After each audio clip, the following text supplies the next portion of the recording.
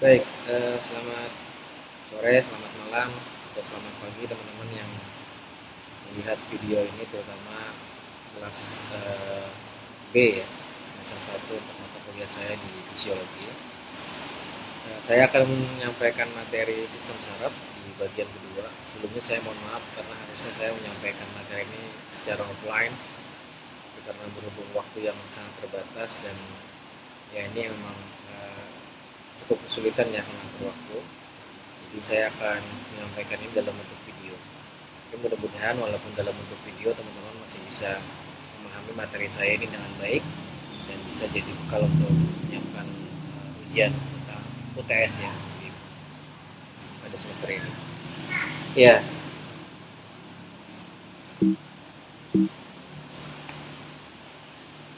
baik. Yang pertama mungkin saya akan memulai materi ini dengan tujuan pembelajaran kita ya. Jadi sebelumnya kita sudah mempelajari bagaimana organisasi sistem saraf pusat dan juga organisasi sistem saraf tepi. Nah, di bagian materi kedua ini saya akan lebih banyak berbicara tentang sistem saraf tepi pada khususnya. Ya. Dan yang paling penting adalah teman-teman bisa memahami bagaimana koordinasi antara sistem saraf pusat itu nantinya dengan sistem saraf tepi. Ya. Nah, saya akan membagi beberapa part kuliah ini dengan sistematis. Yang pertama, kembali saya nanti akan mengingatkan tentang peta konsep sistem saraf sehingga ini nanti jadi bekal atau media yang memudahkan teman-teman dalam memahami secara keseluruhan bagian sistem saraf. Nah, kalau teman-teman masih ingat kemarin kita punya dua kaki besar dari sistem saraf manusia ya. Yang pertama adalah sistem saraf pusat yang terdiri dari otak dan medula spinalis atau sumsum tulang belakang. Dan yang kedua adalah sistem saraf perifer, sistem saraf tepi yang terdiri juga memang dari saraf sadar dan saraf tak sadar. Nah, keduanya ini memiliki hubungan yang penting di dalam pengaturan sistem saraf manusia. Nah, terutama nanti yang akan kita bahas adalah susunan saraf tepi. Nah, namanya juga sistem saraf tepi sehingga mereka adalah neuron-neuron atau nervus-nervus yang berada di bagian perifer ya, yang tugasnya memang adalah menerima rangsangan atau impuls pertama kali, lalu nanti dia akan melanjutkan ke sistem saraf pusat. Untuk selanjutnya nanti sistem saraf pusat akan memberikan respon kepada organ-organ tertentu.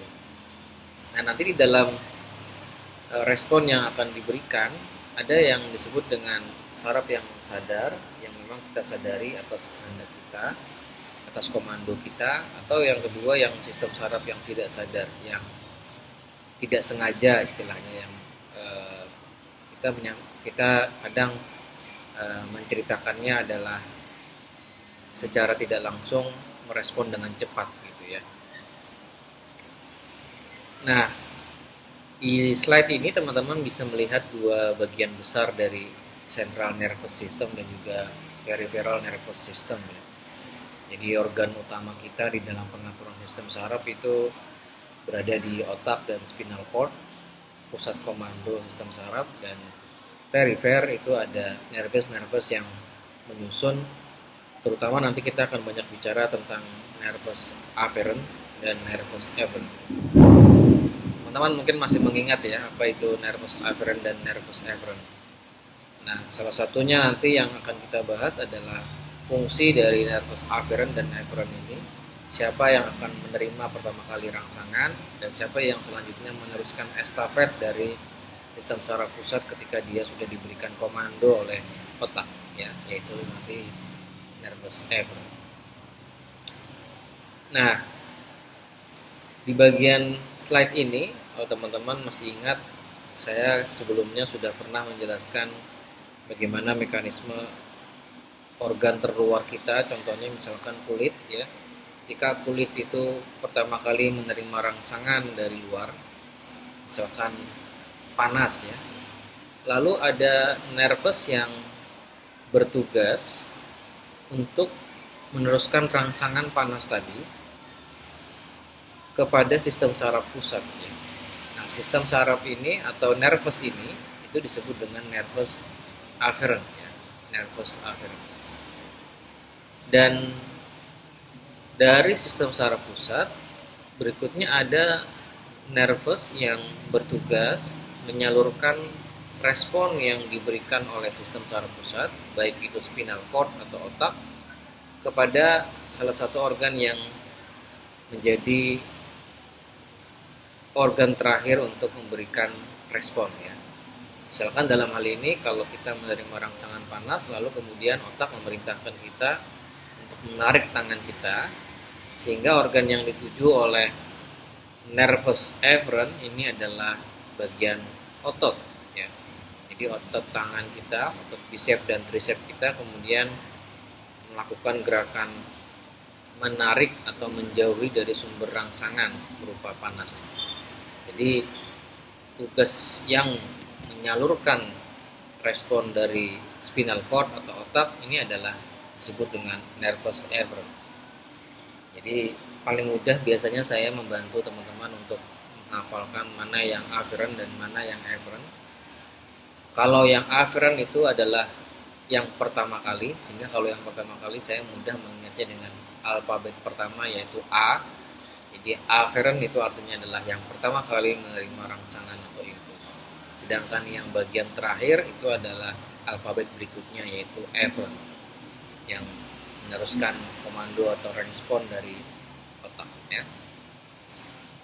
Baik, nah nervus afferent itu juga bisa disebut dengan saraf tepi sensorik, karena sekali lagi tadi dia sensor pertama yang menerima rangsangan, dan nervus afferent itu juga disebut dengan saraf tepi motorik ya, saraf tepi yang melakukan gerakan dari respon sistem saraf pusat ya. Oke, jadi kita sudah membahas dua part penting dari awalan materi kuliah saya ini. Berikutnya saya akan melanjutkan ke bagian fisiologi reseptor. Jadi bagaimana secara fisiologis neuron-neuron sensorik itu menerima berbagai rangsangan atau impuls baik dari luar ataupun dari dalam. Nah, kalau teman-teman ketahui, kita itu memiliki berbagai jenis energi yang bisa menjadi rangsangan atau impuls yang akan kita terima ya. Jadi ada kurang lebih 6 jenis yang akan kita bisa terima. Yang pertama adalah fotoreseptor. Namanya juga fotoreseptor ya, maka foto akan berkaitan dengan cahaya. Nah, karena dia berkaitan dengan cahaya, maka organ utama yang menerima respon ini adalah organ mata ya, organ mata. Organ mata inilah nanti yang akan mengolah, menganalisis dan juga memberikan interpretasi apa yang dia lihat dari rangsangan cahaya tadi. Yang kedua adalah mekanoreseptor. Nah, kalau mekanoreseptor terkait dengan energi mekanis ya, gerakan, perubahan gerak ya.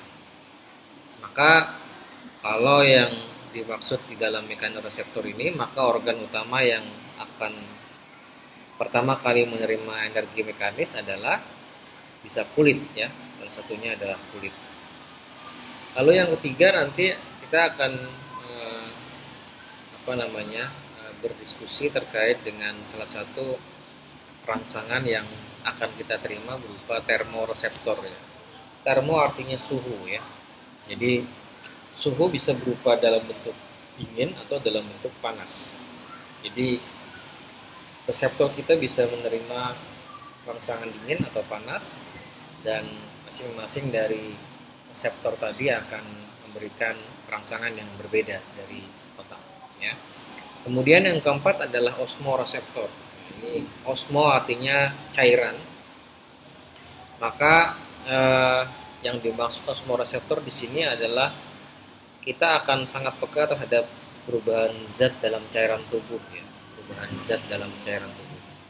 Ya, itu bisa contohnya misalkan bagaimana dalam tubuh kita itu merespon adanya kekurangan cairan tubuh, sehingga secara tidak langsung nanti hipotalamus akan memerintahkan kita untuk merangsang agar segera minum. Itu adalah salah satu contoh osmoreseptor. Berikutnya adalah kemoreseptor. Jadi kemo itu adalah zat kimia. Jadi Zat kimia ini bisa berupa dalam bentuk aroma, bisa dalam bentuk rasa, sehingga salah satu organ penting untuk menerima respon kemoreseptor ini adalah lidah dan juga hidung. Ya. Kemudian yang terakhir adalah nociceptor. Jadi kalau nociceptor ini adalah rangsangan yang peka terhadap kerusakan jaringan. Ya. Contohnya misalkan nyeri. Nah, sehingga ini salah satu contoh organ yang menerima respon ini adalah salah satunya adalah kulit ya. Salah satunya adalah kulit. Ketika kulit mengalami gesekan kemudian berdarah, maka itu disebut dengan rangsangan nociceptor. Lalu nanti dari rangsangan kerusakan jaringan yang terjadi pada kulit, maka otak akan segera menerima impuls, lalu nanti memberikan komando tertentu spesifik kepada organ-organ yang diharapkan, organ ekstremitas atau organ emosi ya, yang mengatur nanti apakah kita nanti menangis, berteriak dan seterusnya. Nah, jadi kalau teman-teman bisa melihat di dalam gambar ini ya, ini adalah salah satu contoh gambar sederhana bahwa inilah sistem kerja saraf kita dalam merespon sebuah rangsangan. Jadi misalkan ini ada gambar tangan yang menerima rangsangan panas dari sebuah lilin, maka rangsangan ini akan dialirkan oleh neuron yang disebut dengan afferent ya, nervous afferent. Kemudian berikutnya setelah dia kirim kepada sistem saraf pusat, dalam hal ini adalah spinal cord, lalu spinal cord kemudian memberikan respon terhadap impuls tersebut melalui nervus yang disebut dengan nervus afferent. Nah, mekanisme ini itu hanya salah satu dari dua kemungkinan respon yang akan diproses oleh sistem saraf pusat dalam tubuh manusia ya. Nah, teman-teman bisa membayangkan kalau seandainya otak kita tidak menerima respon ini dan memberikan respon secara cepat terhadap sebuah rangsangan, maka mungkin kita bisa terluka lebih parah ketika menerima rangsangan panas ya, kalau terjadi delay atau terjadi keterlambatan. Nah, model-model mekanisme yang seperti ini itu adalah model yang pertama ya, kemungkinan yang pertama, yaitu sistem saraf pusat akan mengolah sebuah rangsangan menjadi bagian dari lengkung refleks. Jadi otak itu langsung menerima respon dengan cepat. Nah, yang kedua, mekanisme yang kedua adalah otak mungkin bisa saja tidak melakukan respon secara cepat. Jadi yang pertama tadi dia refleks dengan memberikan respon cepat. Yang kedua ini belum tentu dia bisa secepat yang pertama. Ya. Mengapa? Karena impuls atau rangsangan tadi itu perlu disampaikan ke otak dulu untuk selanjutnya diolah. Ya. Lalu nanti otak akan memberikan sebuah decision kepada tubuh kita untuk melakukan sesuatu. Jadi ini contoh misalkan ketika kita melihat, ketika saya bicara melihat berarti kita sedang menerima rangsangan fotoreseptor ya.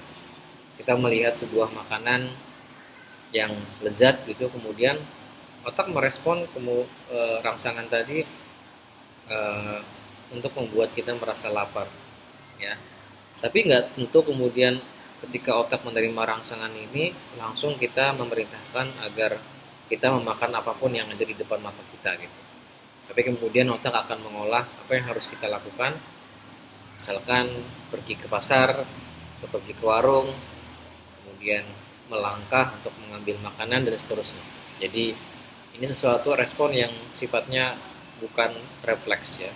Kalau yang refleks tadi yang pertama dia akan menjadi bagian dari lengkung refleks. Ya. Sedangkan yang kedua itu adalah proses mekanisme otak untuk mengolah terlebih dahulu dari rangsangan yang dia terima. Oke. Selanjutnya, nah setiap kali otak atau spinal cord menerima rangsangan dari neuron sensorik, maka otak akan memberikan kategori-kategori atau kode-kode dari rangsangan yang dia terima ya. Ini ibaratnya kita bisa membayangkan ketika kita ingin mengirim sesuatu melalui JNE atau melalui JNT gitu ya. Lalu paket JNT itu nanti akan dikode ya. Ini berasal dari mana, dikirim kemana, apa isi barangnya, ya, berapa beratnya. Nah, begitu juga dengan otak ya. Otak akan memilah-milah jenis rangsangan yang dia terima. Jenis rangsangan yang dia terima. Pertama adalah dia akan menentukan jenis reseptor yang diaktifkan. Ya. Contohnya tadi, dari ke-6 jenis reseptor yang kita tahu, otak lalu mengidentifikasi ini reseptor apa. Apakah cahaya, apakah mekanis, apakah kemoreseptor, dan seterusnya. Ya. Sehingga dia akan menentukan tindak lanjut dari jenis setiap rangsangan yang dia terima. Itu yang pertama. Yang kedua adalah selain jenis, dia juga akan mengidentifikasi di mana lokasi rangsangan itu pertama kali menerima. Ya. Karena ini akan menentukan nanti di mana area yang akan diaktifkan untuk memberikan respon terhadap rangsangan tadi. Ya. Mungkin ketika kita menerima respon di tangan akan berbeda dengan respon yang kita terima ketika mengalami benturan di kepala misalnya. Ya. Kemudian yang ketiga adalah kode yang terkait dengan intensitas rangsangan. Ya. Namanya juga intensitas, maka dia akan melihat seberapa intensif, seberapa berat, seberapa sering, seberapa keras ketika kita menerima rangsangan tertentu. Kalau itu bentuknya mekanis, maka kita akan menginterpretasikan seberapa keras benturan ini, seberapa keras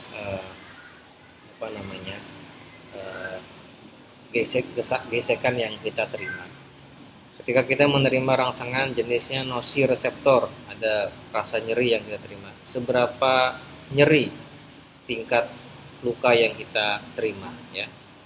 Jadi itu dia akan mengidentifikasi 3 jenis sifat rangsangan yang akan diterima oleh otak. Ya. Oke. Selanjutnya kita akan bedah satu persatu bagaimana masing-masing jenis reseptor tadi dan secara fisiologis diolah di dalam tubuh manusia. Yang pertama adalah sensor nyeri ya. Tadi salah satunya adalah sensor nyeri atau nociceptor. Nah, nociceptor ini adalah sebuah mekanisme yang sebenarnya natural ya, natural di dalam tubuh manusia. Karena memang dia ditujukan sebagai mekanisme yang protektif.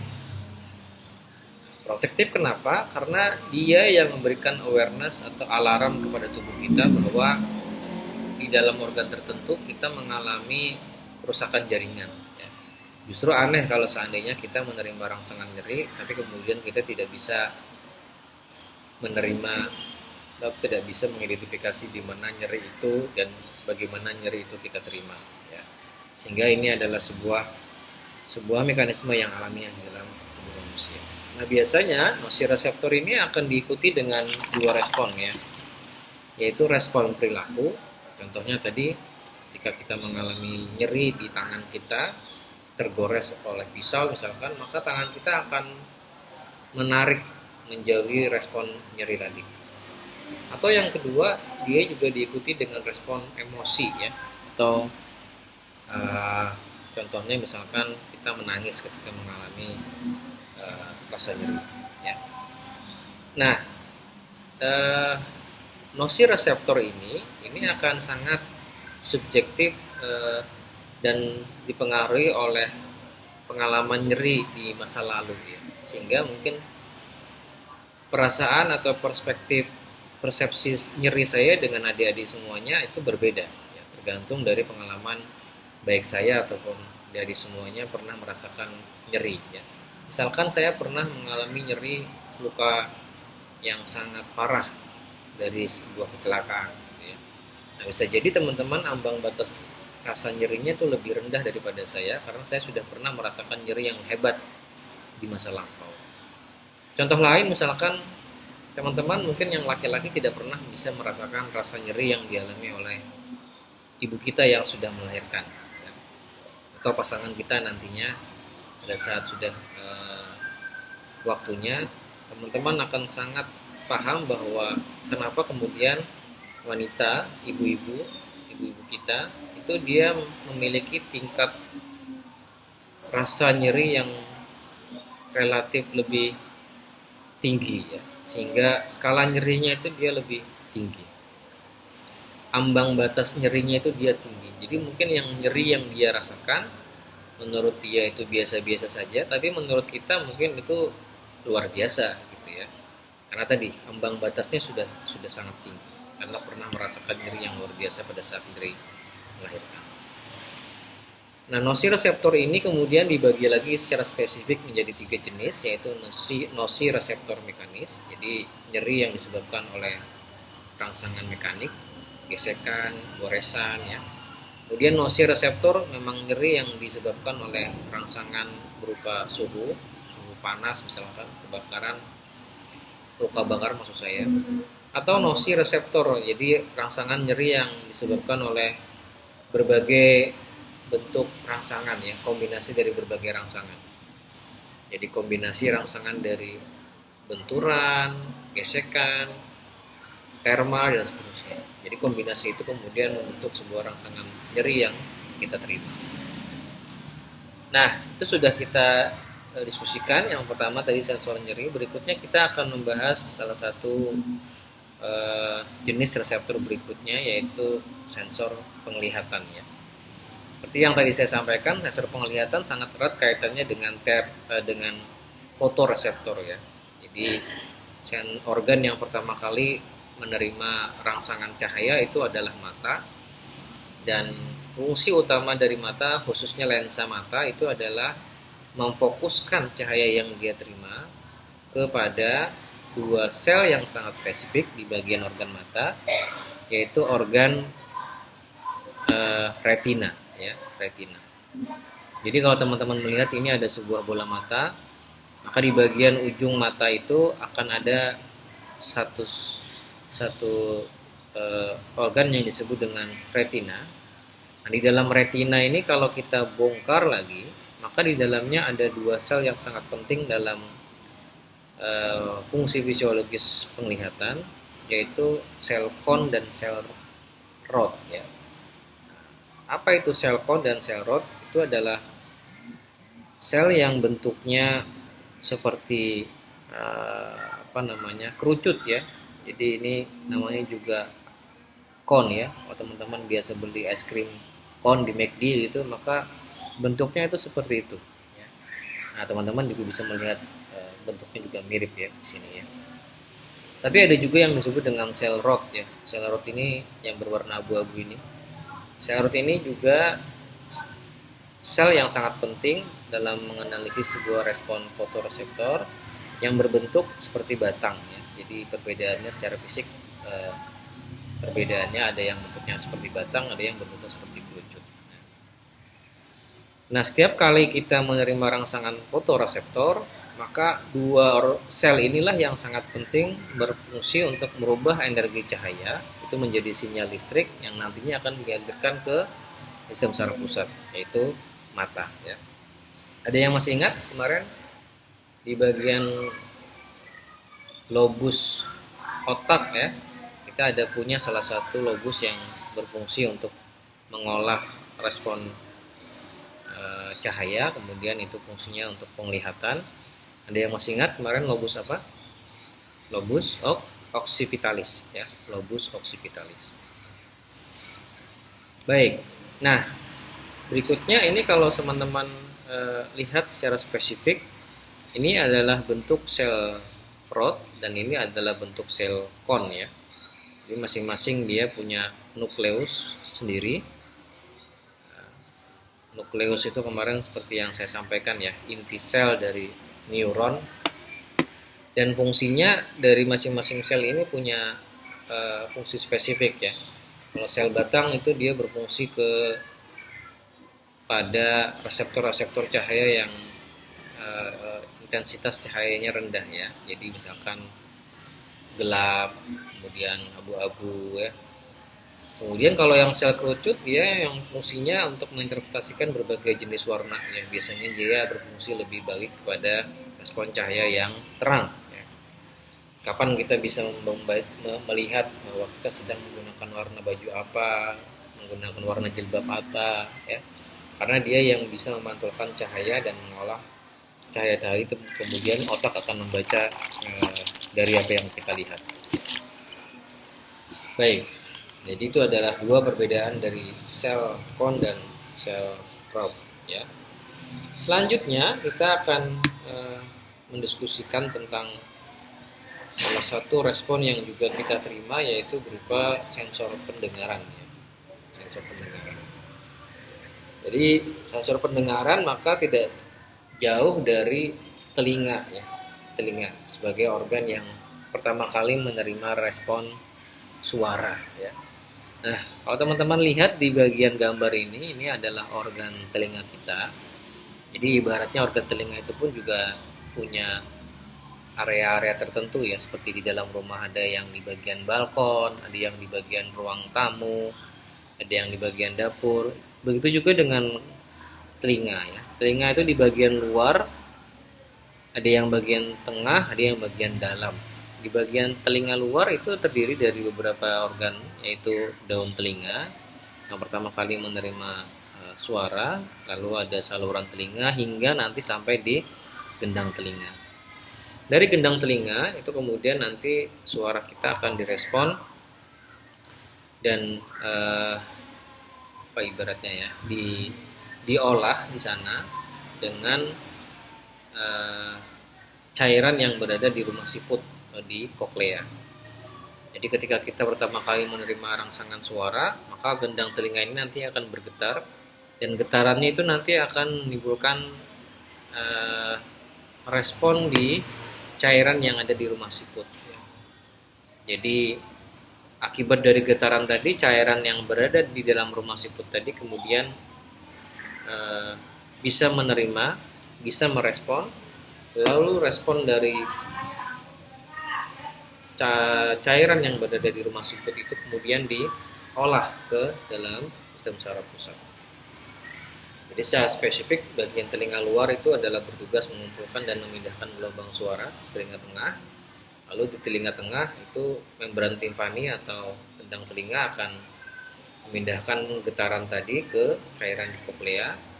Lalu nanti dia getaran dari membran timpani tadi akan dirubah menjadi energi suara yang selanjutnya nanti akan diolah melalui bagian telinga dalam untuk diteruskan ke sistem saraf pusat, yaitu otak, ya.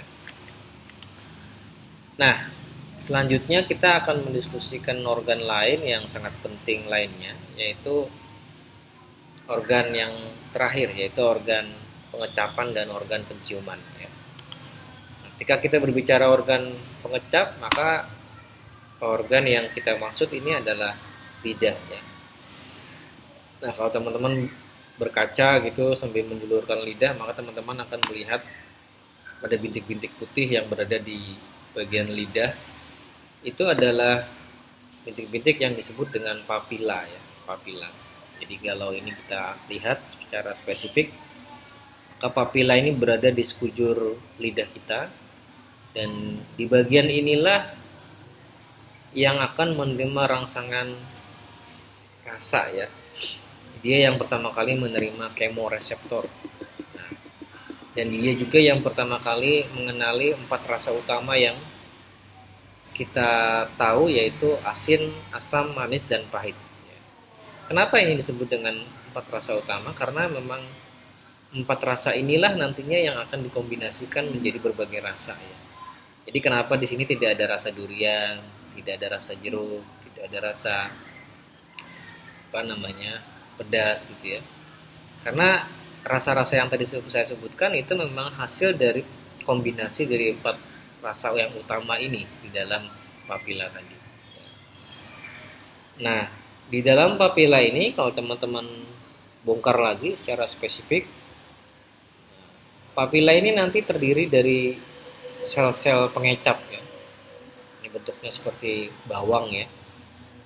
Nah, dua bentuk ini adalah contoh di mana kita bisa melihat ternyata di bagian yang sangat kecil seperti bintik putih tadi itu di dalamnya masih banyak lagi sel-sel yang lain yang fungsinya sangat spesifik untuk merespon kemoreseptor dan melanjutkan rangsangan-rangsangan rasa tadi kepada otak. Ini yang kemudian kita bisa menginterpretasikan sebuah rasa.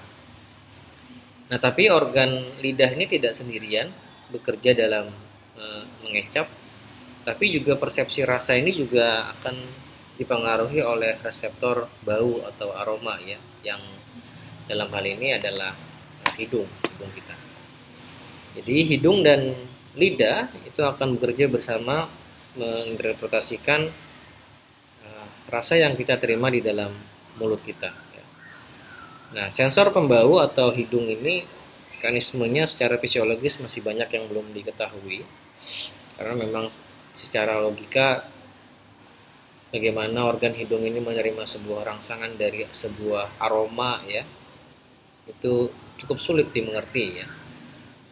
Jadi apakah ini aromanya kecut, apakah aromanya wangi dan seterusnya, itu memang masih banyak hal-hal yang masih belum bisa dieksplor ya secara fisiologis.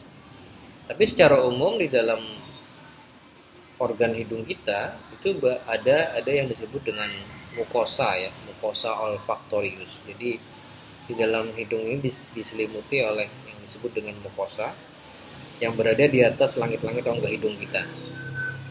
Dan kalau mukosa itu kemudian kita bedah ya, secara spesifik, maka dia punya sebuah lapisan ya. Yang lapisan ini di dalamnya nanti akan ada banyak reseptor bau ya.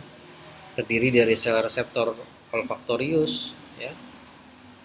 Kemudian ada sel penunjang, kemudian ada sel basal, kemudian ada juga yang disebut dengan epitel olfaktori ya. Mereka inilah yang nantinya bertugas untuk mengolah respon atau rangsangan kemoreseptor yang dia terima melalui organ hidung, yang dia nanti bersama-sama dengan lidah akan mengirim sinyal ini ke otak dan akan diinterpretasikan oleh otak. Baik, itu kira-kira materi saya dalam materi sistem saraf yang kedua ini ya. Sebenarnya akan kita lanjutkan dengan PR dari materi sebelumnya, yaitu mempresentasikan dari 6 pertanyaan yang saya minta kemarin. Tapi karena ini dalam kuliah ini saya tidak bisa berinteraksi dengan adik-adik semuanya, kita akan sampaikan di pertemuan berikutnya dengan saya ya. Baik, terima kasih teman-teman. Mudah-mudahan cukup jelas dan bisa membantu pemahaman teman-teman terhadap sistem saraf, dan saya doakan nanti ujian UTS-nya lancar dan dimudahkan. Terima kasih dari saya. Assalamualaikum warahmatullahi wabarakatuh.